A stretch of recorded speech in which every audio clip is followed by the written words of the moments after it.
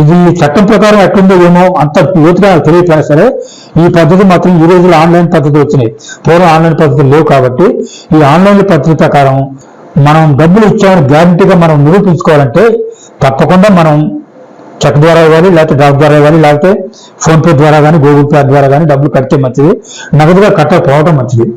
తర్వాత ప్రామిసరీ నోట్లో ఈ అప్పు తీసుకునేది ఎందు నిమిత్తం అనేది కూడా తప్పనిసరిగా రాయాలి.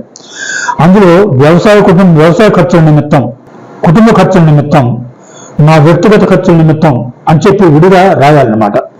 ఇక్కడ నాకు కూడా కొద్దిగా సందేహం ఉంది. రాస్తే ఏంటంటే వ్యక్తిగత ఖర్చుల నిమిత్తం అంటే అప్పు తీసుకున్నాడు చచ్చిపోతే అతని కొడుకులకు తీర్చాల్సిన బాధ్యత లేదు అని కొంత అంటున్నారు. కానీ చట్టంలో నేను చూస్తే ఎక్కడ కూడా ఈ మాట నాకు కనపడలేదు. కుటుంబ ఖర్చుల నిమిత్తం అంటేనే కుటుంబానికి బాధ్యత చచ్చిపోతే, లేకపోతే కుటుంబ సభ్యులు దాని అప్పు తీర్చాల్సిన బాధ్యత లేదు అని అంటున్నారు. ఇక్కడ కూడా నాకు సందేహమే.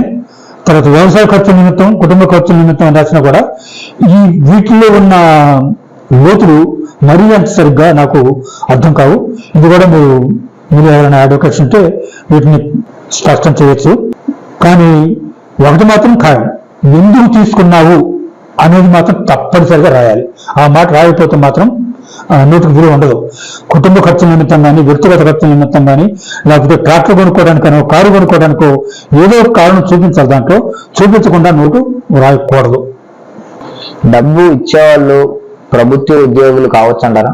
ప్రభుత్వోద్యోగి డబ్బు ఇవ్వకూడదు, అప్పు తీసుకోకూడదు, సాక్షాంతకాలు పెట్టకూడదు.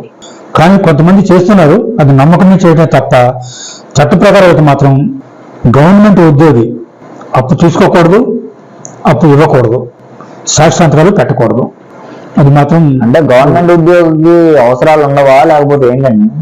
అది అవసరాలు ఉంటాయి. ఉంటే మరి ఎవరితో భార్యతో పేరు ఎక్కడో తీసుకోవాలి తప్ప ఆయన తీసుకోకూడదు. ఎందుకంటే ఇది లంచగొండులకి బాగా ఒక అవకాశం వస్తుందని చెప్పే ఉద్దేశంతోనే ఏమో ఈ చట్టం తెచ్చారు.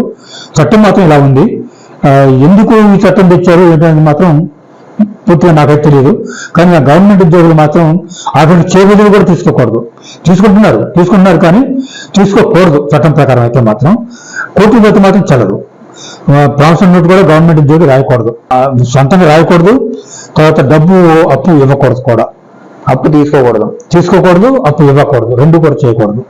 మరి అతను గవర్నమెంట్ ఎంప్లాయీ ఎలా తెలిసింది మనకి? ఒకవేళ ఇచ్చేవాళ్ళైనా తెలుసుకోకపోతే మాత్రం అప్పుడు సాక్షులకైనా లేకపోతే ఎవరికైనా తెలియకుండా, ఎవరు తెలియకుండా మాత్రం ఉండకూడదు. సాక్షులు ఎందుకు తెలిసిన వాళ్ళే ఉండాలి. సాక్షులు ఇచ్చేవాడైనా తెలిసిన వాళ్ళు కూడా తెలిసే ఇవ్వాలి, తెలుసుకున్న వాళ్ళైతేనే ఇవ్వాలన్నమాట. అంతేగాని అప్పును వసూలు చేసే బాధ్యత మాత్రం సాక్షులకు ఉండదు. నా ముందు డబ్బులు కట్టాడు అని చెప్పగలగాలి.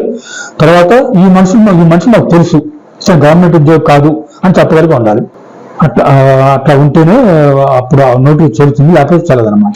ఇప్పుడు ప్రభుత్వోద్యోగి అప్పు ఇవ్వకూడదు, తీసుకోకూడదు అని చెప్పి చట్టం ఉంది కదా, ఇంతకుముందు చెప్పుకున్నాం. కానీ తప్పనిసరి పరిస్థితుల్లో అప్పు తీసుకోవాల్సి వస్తే ప్రభుత్వానికి చెప్పి ముందే ప్రభుత్వ పర్మిషన్ తీసుకొని మాత్రం అప్పు ఇవ్వచ్చు, అప్పు తీసుకోవచ్చు. ఈ రెండు ఇది ఒక షరతు ఉంది. ఈ షరతు ఉందా చెప్పలేదు. ప్రభుత్వానికి చెప్పకుండా ప్రభుత్వ ఉద్యోగులు అప్పు ఇవ్వకూడదు, తీసుకోకూడదు. ప్రభుత్వానికి చెప్పి అనుమతి చెప్పినంత మాత్రమే సరిపోదు, అనుమతి తీసుకొని మాత్రం ప్రామిసరీ రాయొచ్చు, అప్పు ఇవ్వచ్చు కూడా. ప్రభుత్వానికి చెప్పడం అంటే ఎలా? కాగితపూర్వకంగా రాసి ఇవ్వాలన్నమాట. రాసిస్తే చీఫ్ మినిస్టర్ లేకపోతే ఎవరు? అపాయింట్మెంట్ అథారిటీ అనమాట. ప్రభుత్వం అంటే అర్థం ఇతనికి అపాయింట్మెంట్ అథారిటీ ఏది ఉంటుందో అది ఎవరు ఉంటారో వాళ్ళు. అంటే ఇప్పుడు ఎల్డీసీ ఉన్నాడు, ఎల్డీసీకి అపాయింట్మెంట్ అథారిటీ కలెక్టర్ ఎవరో ఉంటారు. అదే యూడీసీ ఎవరో ఉంటే ఇంకా అంతకంటే ఎవరో వాళ్ళు ఉంటారు. అంటే వాళ్ళ పైన వాళ్ళకి వీళ్ళు అతనికి ఉద్యోగాన్ని ఎవరైతే ఇవ్వగలరో, అంటే అతను ఇవ్వనక్కర్లే ఉద్యోగం, కానీ ఆ ఉద్యోగం ఇచ్చే ర్యాంక్ ఉండాలి అతనికి. ఆ ర్యాంక్ ఉంటే అతని ద్వారా పర్మిషన్ తీసుకోవాలన్నమాట. తీసుకొని అప్పుడు ఇవ్వవచ్చు, తీసుకోవచ్చు. ప్రభుత్వం అంటే అర్థం అది. కానీ ఎవరైతే అపాయింట్ చేస్తారో అతను ప్రభుత్వం కింద లెక్క అన్నమాట. అపాయింట్ చేసి అతను కూడా ప్రభుత్వ ఉద్యోగాలు ఉండాలి. తప్పకుండా అపాయింట్ చేసేవాడు రిటైర్ అయ్యి ఉండకూడదు. అతను రిటైర్ కాకుండా ప్రభుత్వంలో ఉద్యోగాలు ఉండాలి.